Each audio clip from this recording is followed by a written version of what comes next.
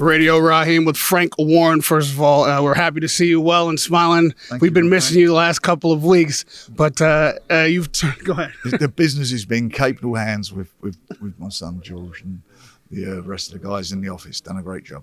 He's done a fantastic job, and so has TYSON Fury tonight. Yeah. I mean, he did everything that was asked of him. You know, when we made the fight, we tried to make, as you know, the fight with USYK for end of December, but he said he weren't going to be ready till February, March. We wasted weeks and weeks talking to Joshua, and in the end, you know, I had to get him out. I promised I got him out, and that's what we did with Derek. And I always felt that there's no way Derek can outbox him. The only way he could ever win is to knock him out, and that's what he tried to do. He showed, you know, tremendous heart and courage. But, you know, Tyson's, I think, a class above, and I'm not being disrespectful, above all of them anyway. You know, everybody out there, and he done what he had to do, and he got the rounds under his belt, and you know, I'm delighted for that. Well, we're going to see the biggest year of hopefully my career. 2023, we're going to get them big fights that the fans really crave. First of all, let's talk about USYK, because now I can. Before, everyone once asked me a million questions about USYK when I've got Chisora to beat, and as we see tonight, Chisora's no easy pushover for anybody. So yeah, I'm ready.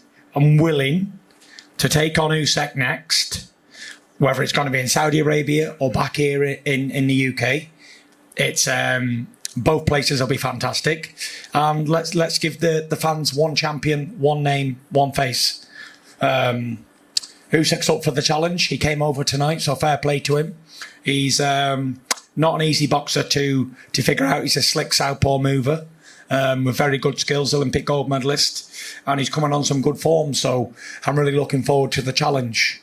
But for whatever reason, like I say, a lot of big fights, and Bob's here, he's 125 years old, and he can tell you himself, sometimes the big fights sometimes don't happen for whatever reason.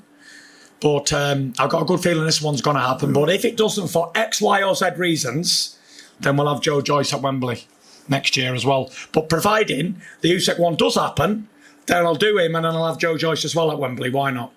Get up.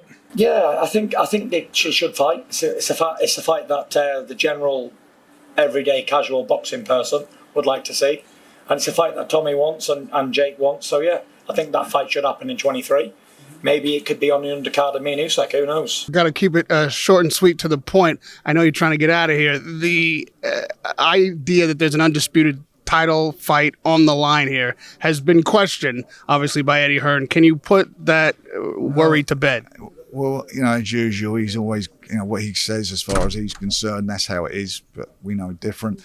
If you look at the rotation system, when Joshua, which they agreed at the time as well, there was a rotation system for the mandatories, and at the moment the rotation system as it stands, the next one in is the WBA. The WBA have written to the IBF, as I understand, the WBC and the WBO. So why would anyone want to stand in the way of that fight?